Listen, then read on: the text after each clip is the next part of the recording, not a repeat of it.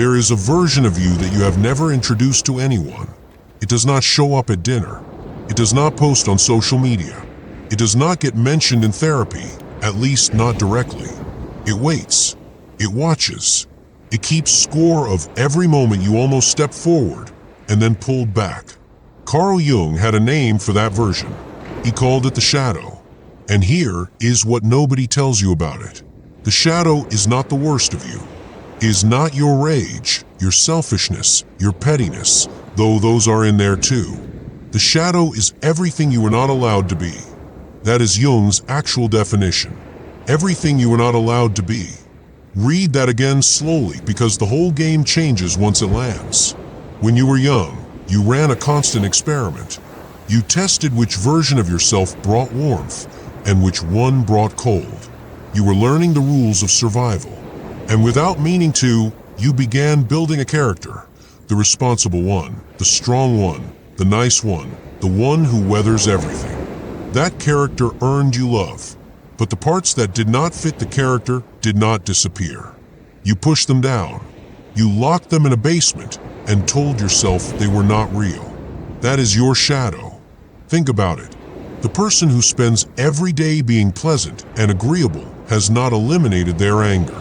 The anger went underground, and one day it will surface in a way that surprises everyone, including them. The person who built their entire identity around being strong buried their vulnerability so deep they forgot existed, until something breaks, and they cannot ask for help because asking for help is something the character they built simply does not do.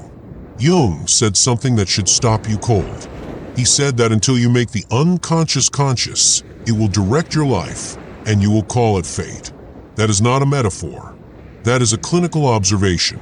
The patterns you keep repeating, the good relationships you keep sabotaging, the opportunities you keep running from, that is not bad luck. That is your shadow running the show while you stand at the surface convinced you are the one in charge. Here is the truth. The version of yourself that frightens you most is not the version where you fail. It is the version where you succeed. The version that speaks clearly. The version that takes up space. The version that does not shrink to make others comfortable. That version terrifies you because becoming it would require you to stop hiding. And hiding has been so useful. As long as you stay small, you have a reason things are not working. As long as you stay invisible, you do not have to face what would happen if you were seen. You would have to own your choices. You would have to stop blaming your history for a future you are actively choosing not to build.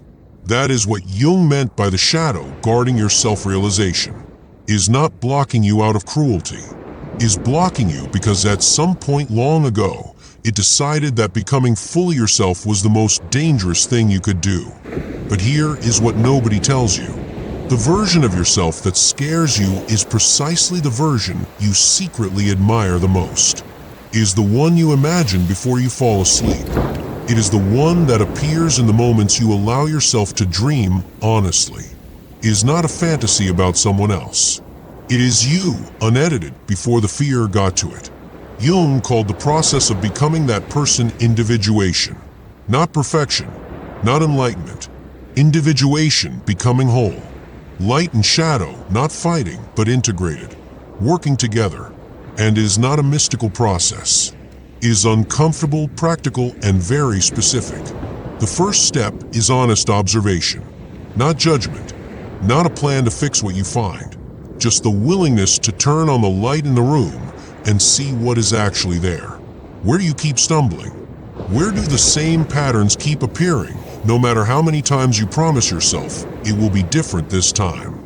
You cannot change what you refuse to look at. The second step is acceptance. You feel what you feel, and the feeling does not destroy you. Anger is not a verdict on your character. Fear is not proof you are broken. Jung understood that emotions buried alive do not die. They wait. Acceptance is the act of stopping the burial. The third step is the conversation. You ask the shadow directly, what are you trying to protect me from? Because the shadow is not your enemy. It was built by a child who needed to survive. It learned that dreaming big led to rejection, that shining too bright made people uncomfortable, that certain parts of yourself were not safe to show. And it did the only thing it knew how to do. It kept you small. It kept you safe. The problem is that you are not a child anymore, and small and safe is starting to feel like a very slow disappearing act. The fourth step is the conscious choice. You act even when the shadow is screaming that it is dangerous. This is where Jung's individuation actually lives, not in the insight, but in the moment after the insight when you do the thing anyway. The fifth step is action in the material world. Say the thing you never had the courage to say.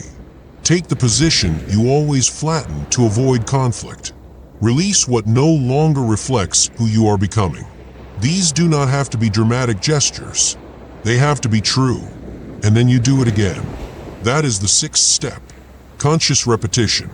Because the shadow does not dissolve after one honest conversation. It has been there a long time. You will need to keep choosing the integrated version of yourself until one day you notice that you no longer fit into who you used to be.